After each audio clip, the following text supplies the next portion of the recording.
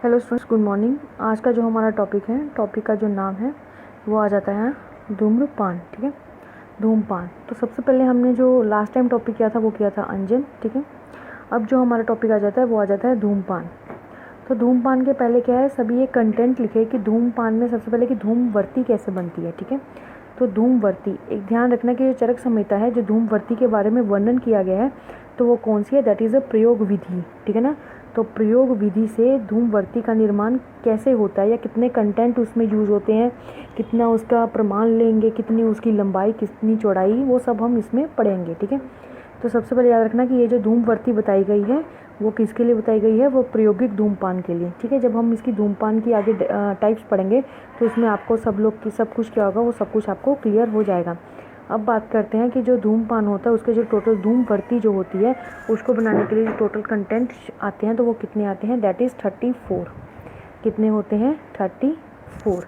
अब 34 में क्या क्या आता है, तो उसमें आता है हरेणुका। ठीक है, हरेणुका, प्रियंगु।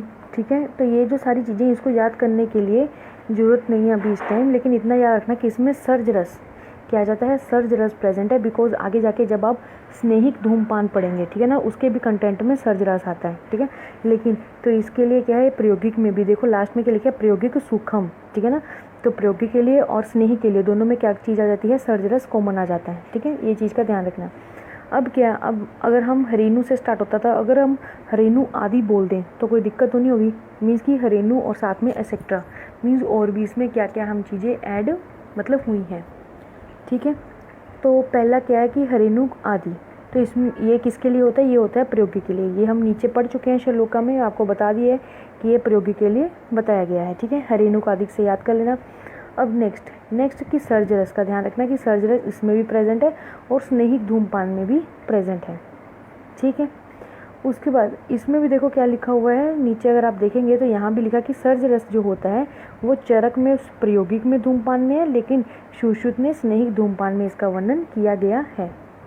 ठीक है, अब इसमें आ जाता है कि धूमवर्ती है, याद रखना धूमवर्ती की हम बात कर रहे हैं, धूम नेत्र आगे आएगा, ये है धूमवर्ती।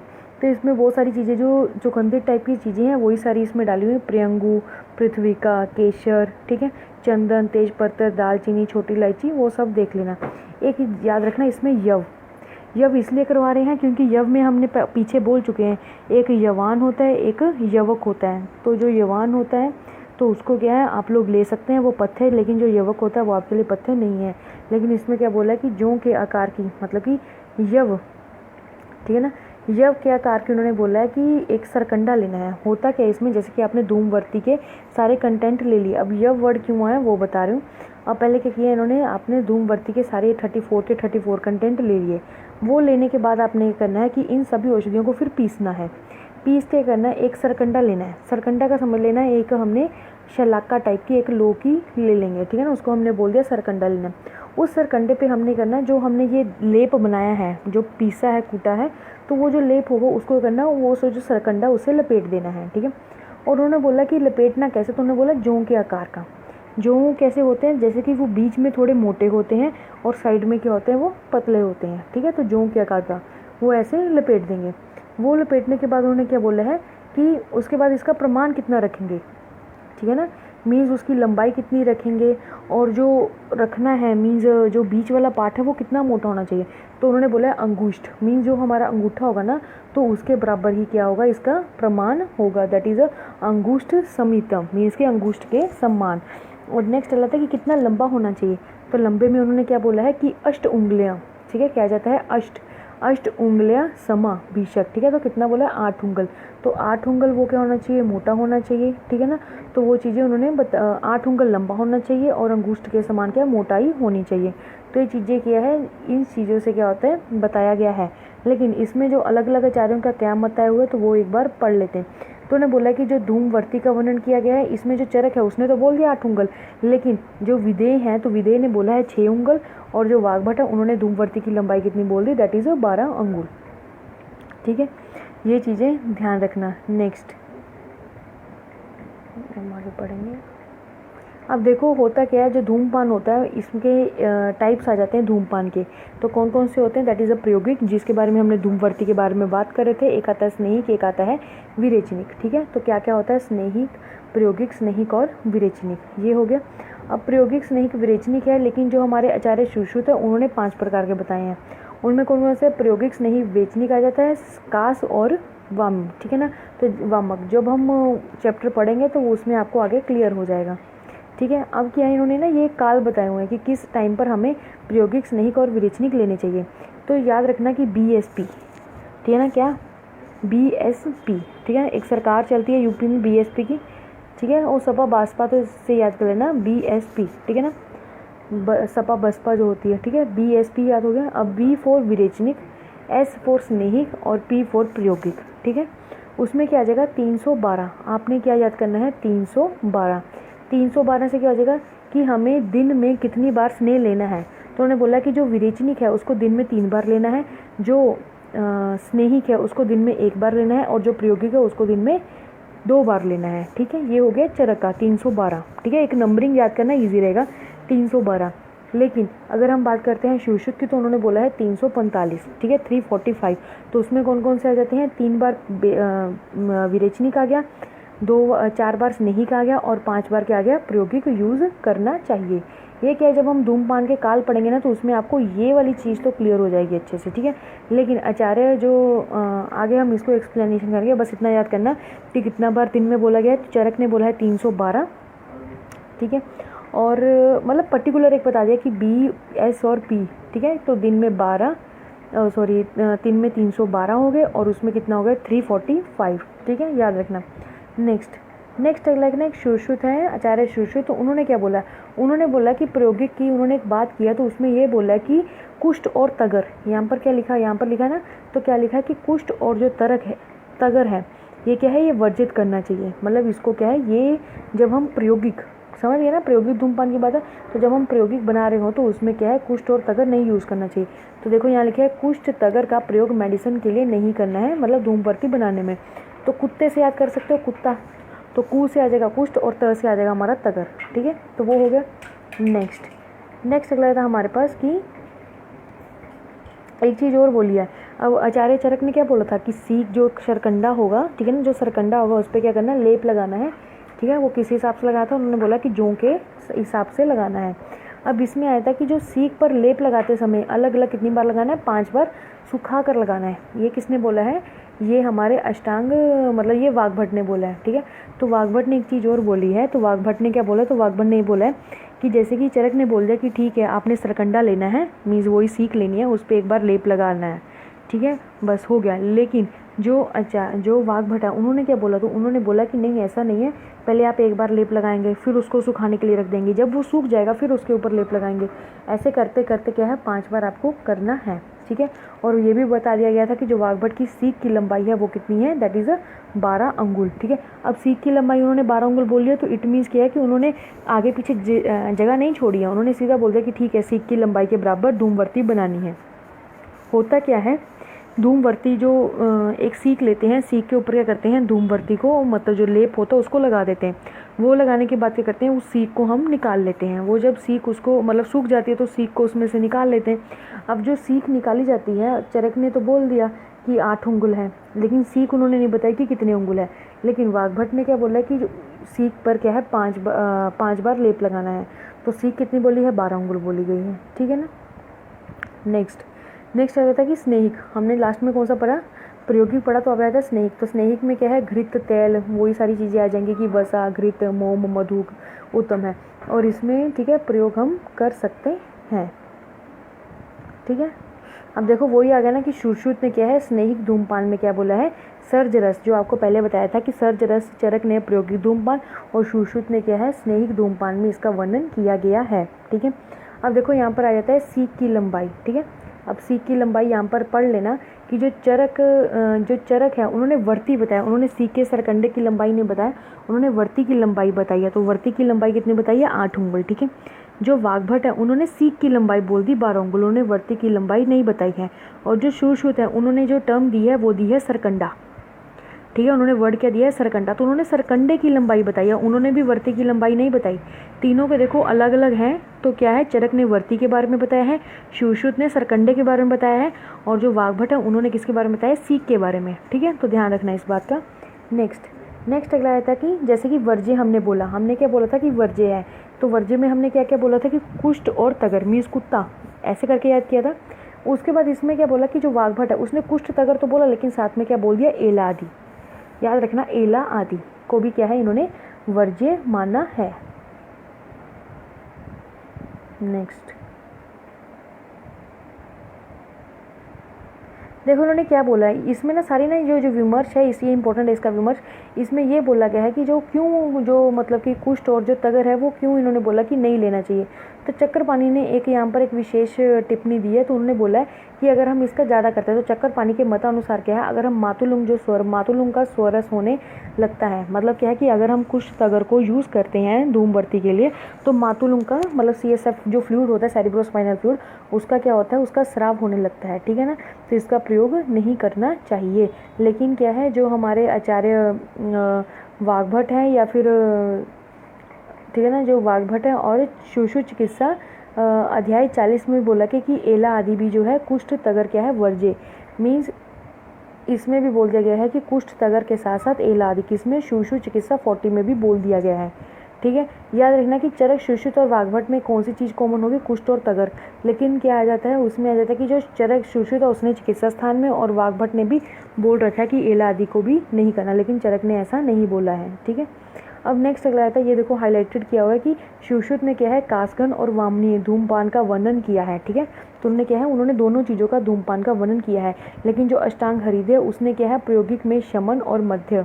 देखो अब क्या है, अब उसने तो बोल दिया कि हाँ सुश्रुत ने कास और वामनीय धूम का वर्णन किया, लेकिन जो अष्टांग हृदय थे उन्होंने क्या किया, उन्होंने जैसे कि हम बोलते हैं ना BSP, तो BSP को उन्होंने ना दो नाम दे दिए कि अगर हम ये बोल लें या BSP बोल दें, बात एक ही है। तो उन्होंने बोला कि प्रायोगिक को हम लोग शमन भी बोल सकते हैं या मध्यम भी बोल सकते हैं, स्नेही को हम लोग भृंगन भी बोल सकते हैं और मृदु भी बोल सकते हैं, विरेचनिक को हम लोग शोधन भी बोल सकते हैं और साथ में तीक्ष्ण भी बोल सकते हैं।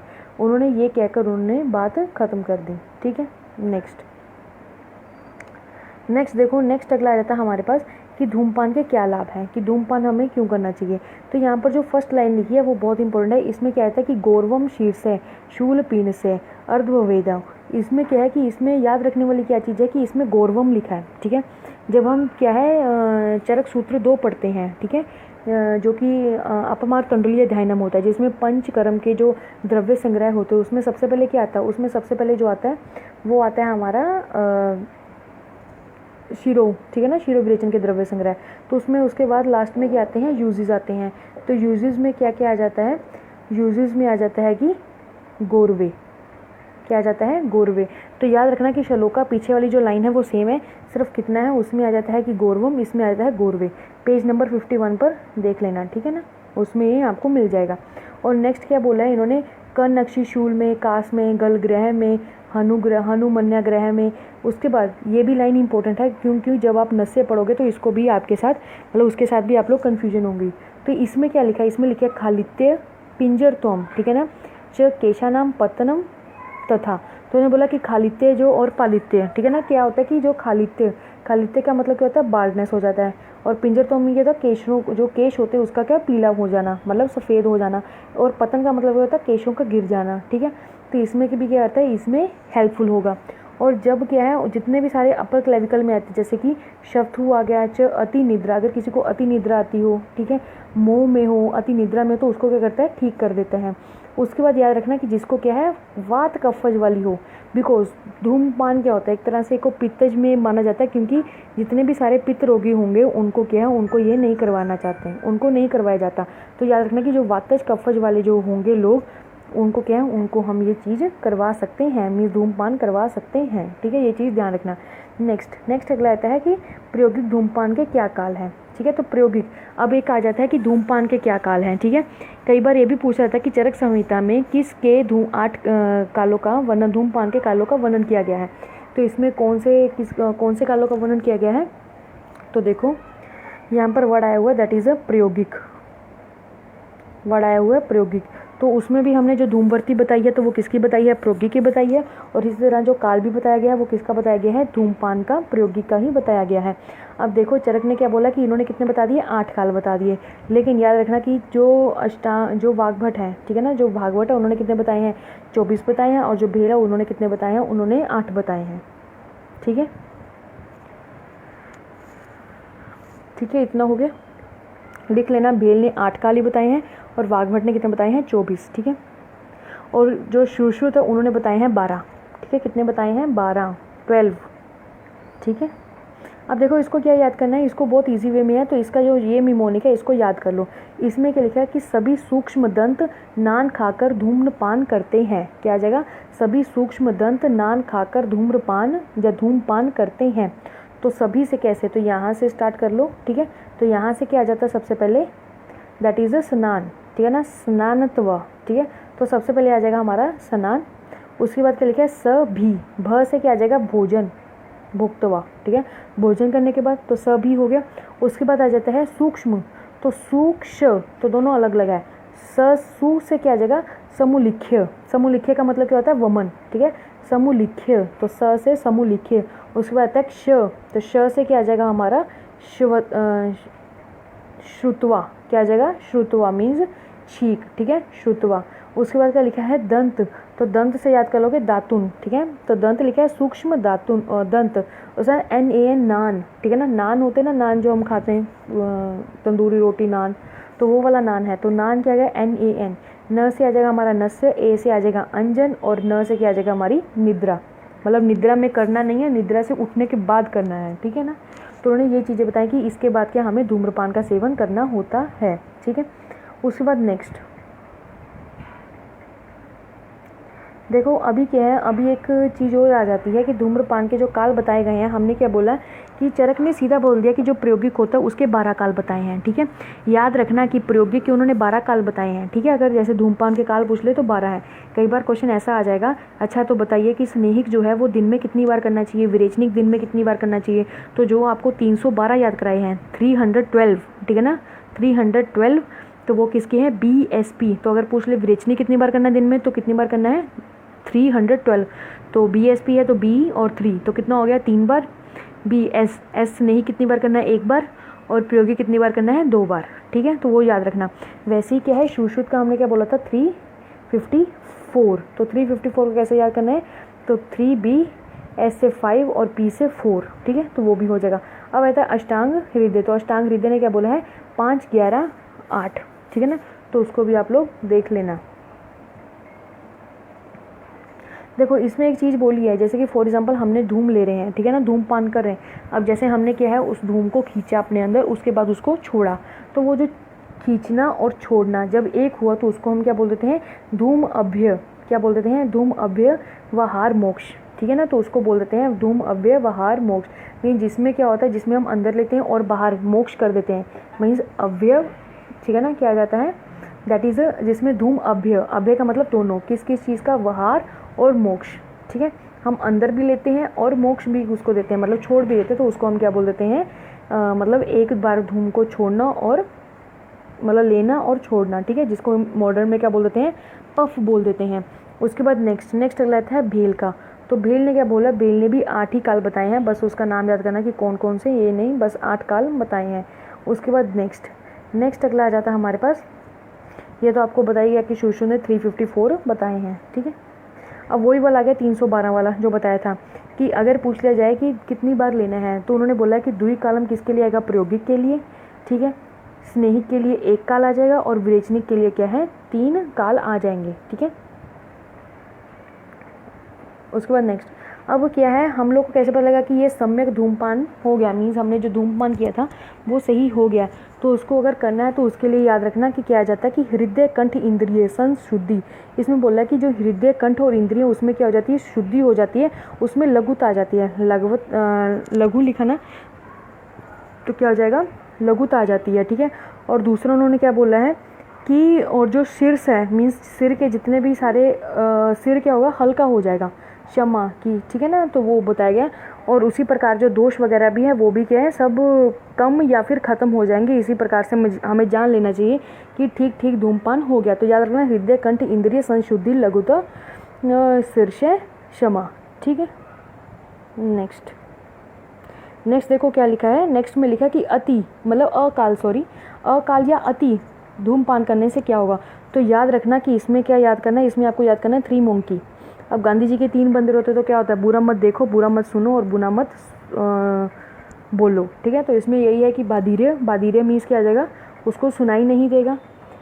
उसके बाद अंध्य, तो अंध मीन्स क्या होता है, अंधा मीन्स क्या होता है, ब्लाइंड, मतलब उसको देखता नहीं है, अंधा।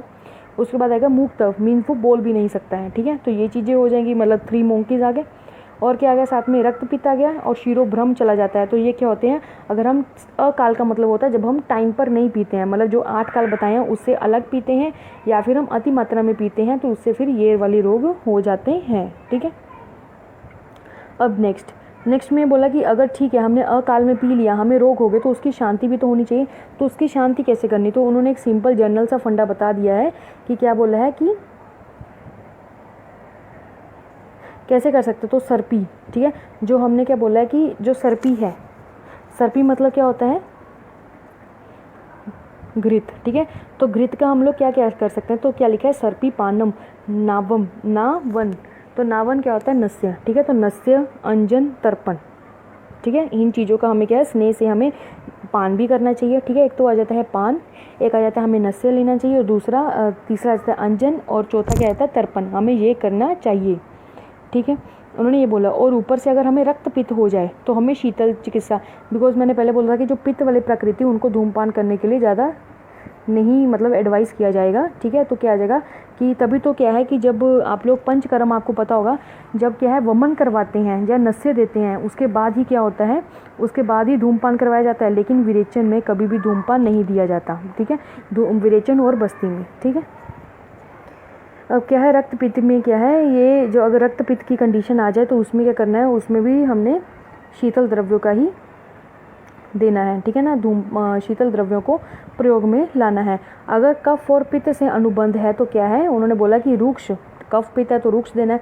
इसमें ये बोला कि आफ्टर वमन और नस्य, मतलब जब वमन और नस्य हो जाता है तो धूमपान एलो है, लेकिन जब स्नेहपान हो जाए, विरेचन हो जाए और बस्ती हो जाए तो उसमें क्या बोला इन्होंने, निषेध बोला, उसमें नहीं करवाना चाहिए, ठीक है।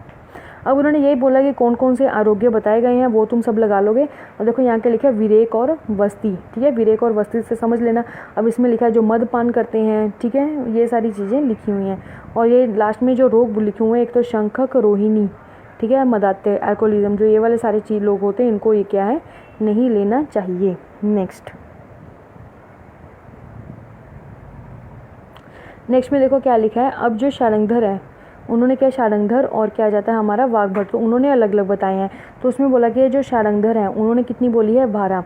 तो 12 वर्ष से लेके 80 वर्ष तक, ठीक है ना। तो उसके मिडल में क्या है, धूमपान क्या है, उसके मिडल में आप कर सकते हैं, मतलब 12 से 80 के बीच में आप कर सकते हैं, लेकिन 12 से पहले 80 से बाद तो उसको धूमपान क्या बोला गया है, निषेध बोला गया है। लेकिन जो वाग्भट है उन्होंने बोल दिया कि 18 वर्ष की आयु के बाद ही धूमपान कर सकते हैं, बल्कि उससे जो पहले होगा वो निषेध है। लास्ट की एज नहीं बताई है, बस इतना बोला है कि 18, ठीक है। नेक्स्ट अगला आता है नासिका में धूम निकालने से क्या हानि है। अब इसमें एक चीज़ बोली गई है, हम जो धूमपान इसमें करते हैं या तो नाक से भी कर सकते हैं, बिकॉज ये क्या है, ये सिगरेट वाला नहीं है, ये मेडिकेटेड औषधियों से धूमपान बना हुआ है, ठीक है ना। तो इसमें बोला कि या तो आप नाक से भी ले सकते हैं या तो आप मुख से भी ले सकते हैं, ठीक है। तो उन्होंने बोला कि चाहे आप नाक से लें चाहे लें आप मुख से, लेकिन जो आपने छोड़ना है तो वो किससे छोड़नी है, मतलब जो ले लिया तो लिया, लेकिन आपने जो छोड़ना है तो वो किसके थ्रू छोड़ना है, वो हमेशा मुंह से छोड़ना है, कभी भी नाक से नहीं छोड़ना चाहिए। बिकॉज नाक से क्यों नहीं छोड़ना चाहिए, तो लास्ट लाइन में लिखा है कि जो नासिका होती है, नासिका के कभी नहीं निकाले, क्योंकि विरुद्ध मार्ग होने से क्या होते हैं, ये क्या करता है, नेत्रों को कष्ट, ठीक है, नेत्रों को कहता है कष्ट उत्पन्न करता है। इसमें यह भी लिखा कि हमें नाक में कब लेना चाहिए और कंठ से कब लेना चाहिए। देखो जब मुंह से कब लेना चाहिए, जब हमें कंठगत रोग हो जाए तो क्या करना है, हमने मुख से धूम्रपान लेना है। लेकिन अगर हमें क्या है, सिर में, नाक में और क्या है, नेत्रों में अगर कोई प्रॉब्लम होती है तो हमें क्या है, नाक से ही धूम्रपान करना चाहिए। इसमें ये चीज़ बोली गई है।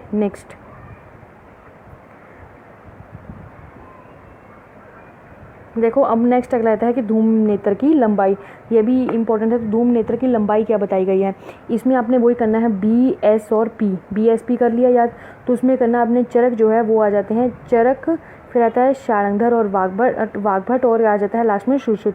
तो उन्होंने बी एस पी मतलब अगर विरेचनिक हम धूमवर्ती वर्ती जो धूमवर्ती है वो तो पता लग गया कि 8 उंगल ही है, ठीक है चाहे वो प्रायोगिक है, लेकिन उन्होंने एक बोल दिया 8 उंगल, ठीक है याद रखने के लिए 8 उंगल। अब हमने 8 उंगल तो ले ली, लेकिन उन्होंने बोला कि जो धूम नेत्र जिसमें वर्ती रखनी है तो वो कितना कितना, तो उन्होंने बोला है कि अगर आप क्या लेंगे विरेचनिक लेंगे तो वो 24 आ जाएगा। अगर आप क्या लेते हैं स्नेहिक तो उसमें 32 उंगुल, अंगुल है ये, ठीक है ना, अंगुल प्रमाण है, अंगुल प्रमाण, ठीक है। अगर हम प्रायोगिक लेते हैं तो 36, तो याद कैसे करना है 24 32 36, ये हो गया हमारे चरक के अकॉर्डिंग।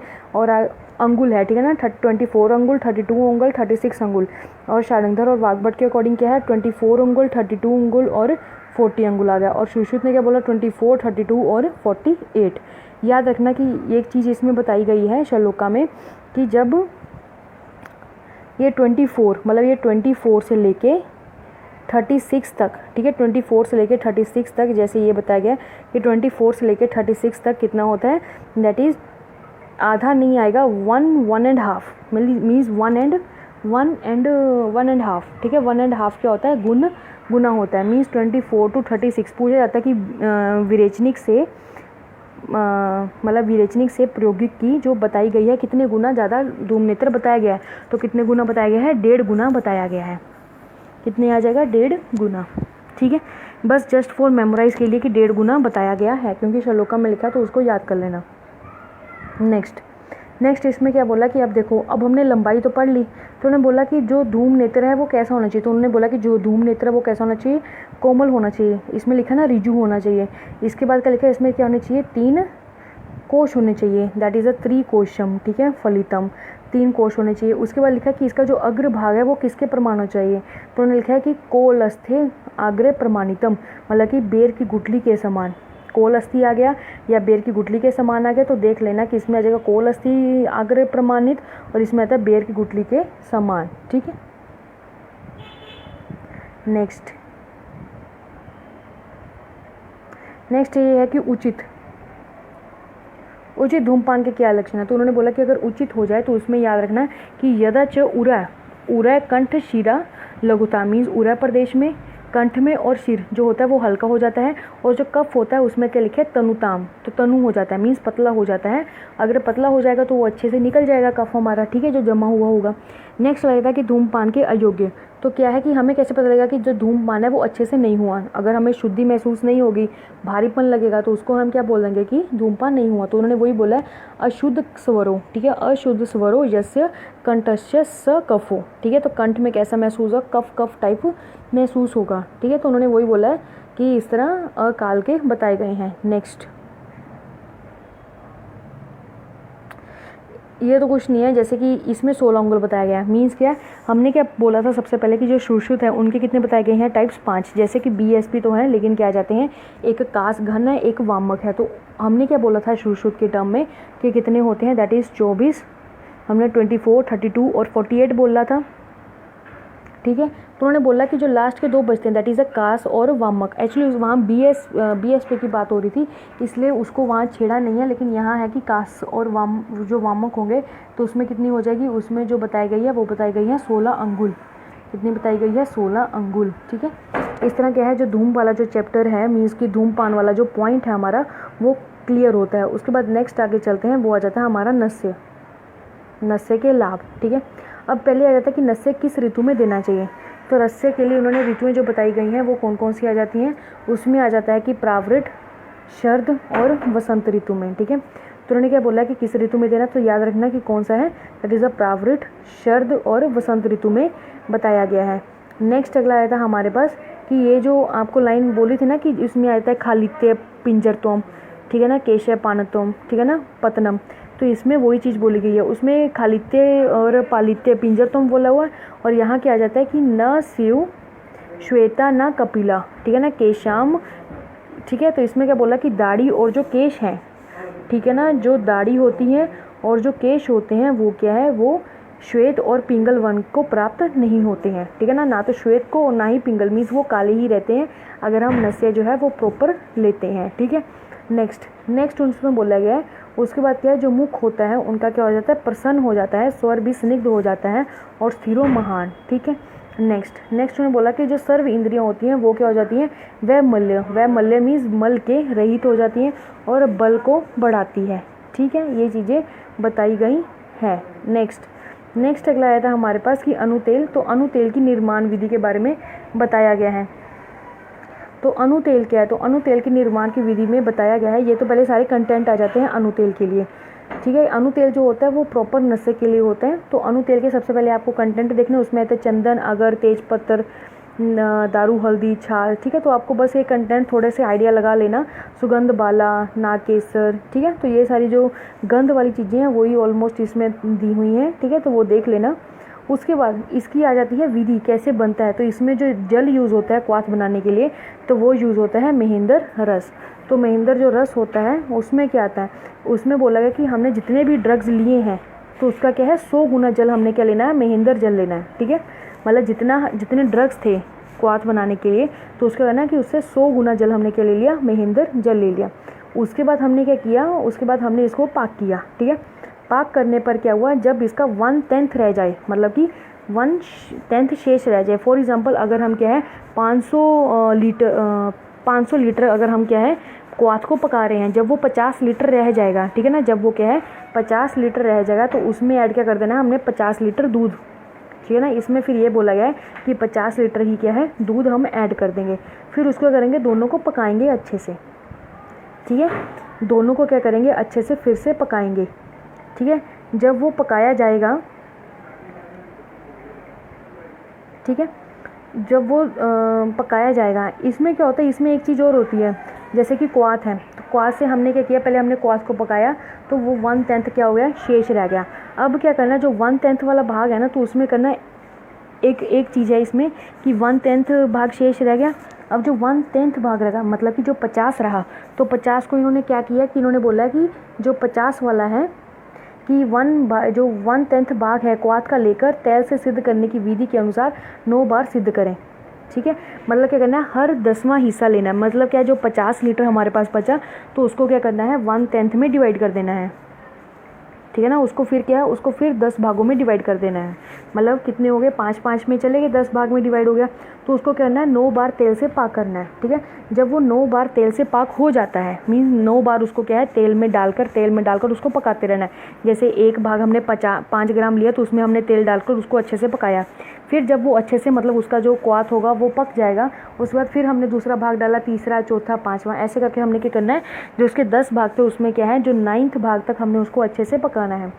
वो पकाने के बाद क्या होगा, जब हमारे पास वो 10th मतलब जो लास्ट वाला जो भाग बचेगा, उस क्वाथ को करना है कि तेल के बराबर क्या लेना है, बकरी का दूध, ठीक है। और साथ में हमने क्या ले लेना है, बकरी का दूध ले लेना है, ठीक है। बकरी का दूध लेके उसको पुनः पाक करना है। इसमें क्या हो जाता है, इसमें ऐड हो जाता है बकरी का दूध।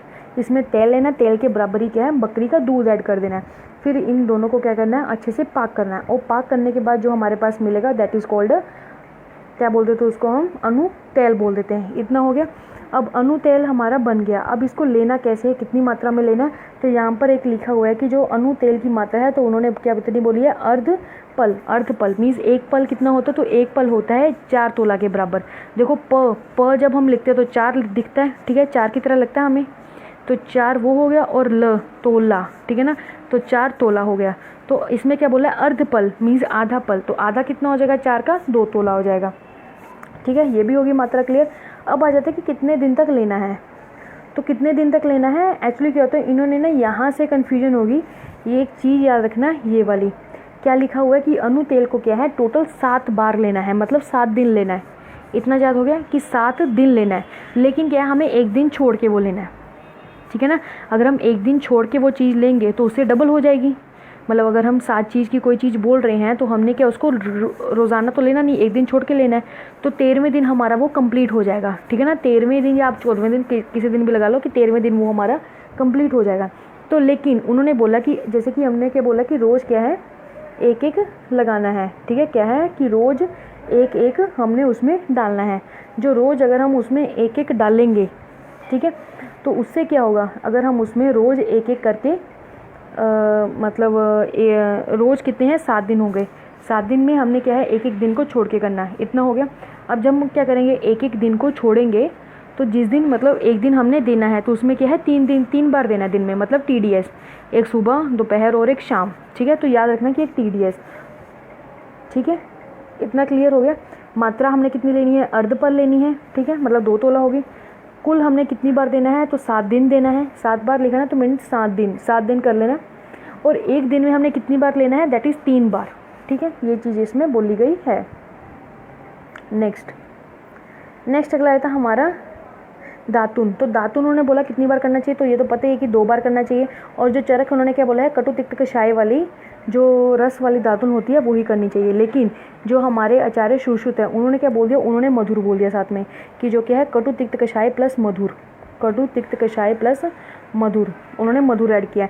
लेकिन जो वाग्भट और चरक है उन्होंने बोला कटु तिक्त कषाय रस वाला होना चाहिए, ठीक है। इतना हो गया। नेक्स्ट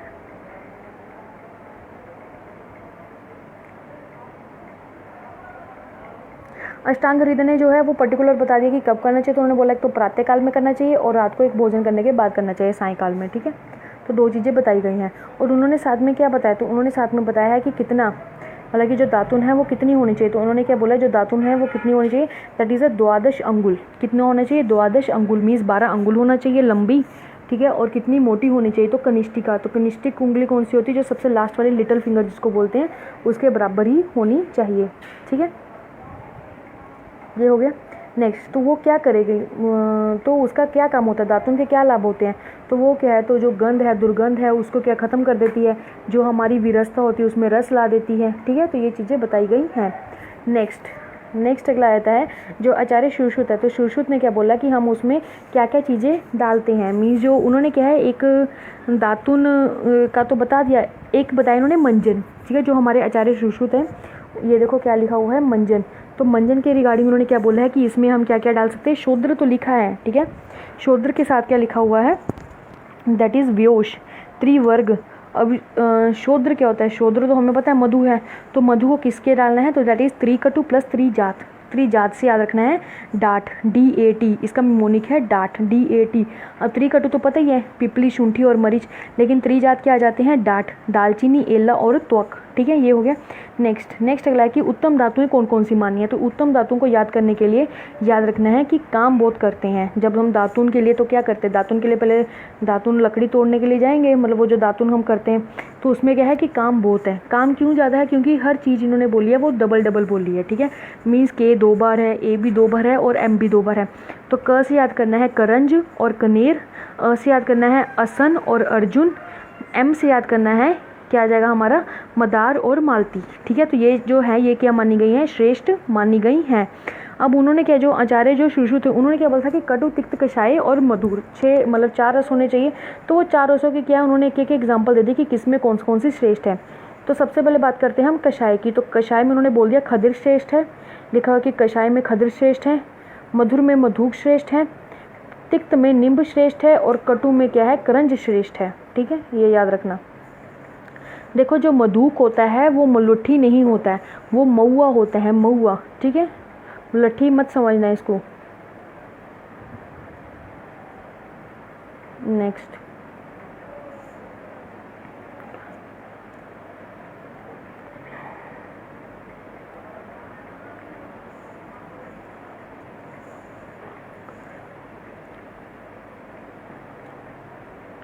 इसमें याद रखना कि एक ना आता है कि कौन सा, देखो एक पिल्लू होता है, पिल्लू, ठीक है। पिल्लू क्या होता है, that is a toothbrush tree होता है, बट वो क्या होता है, contra indication, CI means contra indication in दातुन, मतलब कि पिल्लू का प्रयोग क्या है, हम दातुन के लिए नहीं यूज़ करते हैं, ठीक है। पिल्लू का प्रयोग हम क्या है, दातुन के लिए यूज़ नहीं करते हैं, ठीक है। और एक इसमें ये भी लिखा हुआ है, ये देखो क्या लिखा हुआ है, दैट इज़ अ पलाश, ठीक है ना। क्या लिखा हुआ है, पलाश असन। तो पलाश और असन क्या है, दंत धावन और पादुके में क्या है, मतलब पादुके मीन्स क्या है, दंत धावन, पादुके मीन्स क्या था, जो टूथ ब्रश होते हैं, टूथ ब्रश जो ट्री है उसमें क्या है, असन और पलाश और क्या होता है, असन, वो क्या जाते हैं, वो यूज़ नहीं करने चाहिए, ठीक है। ये चीज़ों का ध्यान रखना है। ठीक है। नेक्स्ट अब देखो दातून हमने कर लिया, तो उसके बाद क्या आएगा, उसके बाद आएगा जीवा। ठीक है, जीवा निर्लेप। तो जीवा उन्होंने बोला कि जीवा को हमें कैसे साफ़ करना है, जैसे क्या होता है जिसको हम बोल देते हैं टंग क्लीनर। तो टंग क्लीनर कैसा होना चाहिए, तो उन्होंने बोला जो आचार्य चरक है उन्होंने क्या दिया, तो उन्होंने बोला कि मैल साफ़ करने के लिए सोना, चांदी, रांगा, पीतल, इससे क्या है हमें टंग क्लीनर बनानी चाहिए। लेकिन जो उन्होंने बोला मीन्स धातुओं से ही बननी चाहिए, लेकिन उन्होंने कोई लेंथ इन्फॉर्मेशन नहीं दी है। ठीक है, लेकिन जो आचार्य सुश्रुत है उन्होंने बोल दिया कि वृक्ष को हम यूज़ कर सकते हैं। अगर किसी के पास इतना पैसा नहीं है कि वो जाके लेके आए इतना सोना चांदी, तो वो ज़रूरत नहीं है, सिर्फ वृक्ष की भी हम जो है शाल वगैरह एज अ टंग क्लीनर क्या है यूज़ कर सकते हैं। ठीक है, अब क्या है दातुन की अब आ जाता है कि दातुन की लंबाई कितनी बताई गई। तो दातुन की जो लंबाई बताई गई है वो बताई गई है 12 अंगुल, और जीवा निर्लेप की लंबाई जो बताई गई है वो कितनी बताई गई है, 10 अंगुल बताई गई है। ठीक है, उसके बाद आ जाता है कि बस इतना देख लिया। उसके बाद इतना होने के बाद फिर आ जाता है मुख में सुगंधित द्रव्यों को धारण करना। ठीक है, अब मुख है तो मुख में भी उन्होंने क्या बोला है कि सुगंधित द्रव्यों को ही धारण करना चाहिए। तो जो लोग हैं, जो लोग क्या खाते हैं, पान खाते हैं, पान। ठीक है, तो वो क्या होता है तांबुल। ठीक है, तो वो उन्होंने वही बोला है कि जो पान वगैरह खाते हैं, ठीक है, तो तांबुल वगैरह खाते हैं, तो उसके लिए बोला गया कि ये जो चीज़ें होती है, जैसे इन्होंने याद रखना कि जाति कटु पुगा नाम। ठीक है, लवंग, ये क्या होते हैं, फल होते हैं। फल में जो बात करते हैं, फलम में क्या आता है कोलास्ते, और पत्तर में क्या होते हैं तांबू पत्र,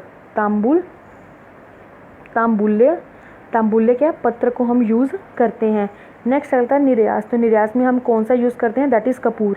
याद रखना अगर हम फल की बात कर रहे हैं तो उसमें जाति, फल, कटु और क्या आ जाएगा पुगा नाम। ठीक है, ये आ गया। अगर हम पत्र की बात करते हैं तो तांबुल, तो आपको याद होना चाहिए कि पान। ठीक है ना, तो उससे हम याद रखते हैं। निर्यास, अगर निर्यास की हम बोलें कि अगर पूछ लेते हैं कि सुगंधित द्रव्यों में निर्यास किसका यूज़ करना चाहिए, तो वो किसका करना चाहिए, कर्पूर का। क्या आ जाएगा, कर्पूर। ठीक है, अगर हम फल की बात करते हैं तो एक सूक्ष्म एला, एला दो होती हैं, एक ब्लैक कलर की होती है, ग्रीन कलर वाली होती है। जो ग्रीन वाली होती है उसको क्या बोलते थे हम, सूक्ष्म एला। ठीक है, एक बड़ी एला होती है, एक छोटी एला होती है, इलायची। ठीक है, उसके बाद नेक्स्ट एक अष्टांग हरि संग्रह हो, तो उन्होंने एक और चीज़ बताई है, दैट इज़ क्या बताई है, एक बताई है कस्तूरी लता। तो जो कस्तूरी लता होती है वो क्या होती है, मुख शोषहर होती है, मुख शोषहर। याद रखना कस्तूरी लता एक होती है, दैट इज़ अ मुख शोषहर। अब हम मुख में सुगंधित द्रव्यों की बात कर रहे थे, इसलिए बता दिए जो लता कस्तूरी होती है तो वो किसके लिए होती है, वो होती है मुख शोषहर। ठीक है, तो याद रखना कि तांबुल का जो तांबुल होता है उसका सब प्रथम वर्णन कहाँ आया है, तो वो जो वर्णन आया है वो कहाँ है, चरक सूत्र 5 में तांबुल का वर्णन किया गया है। ठीक है।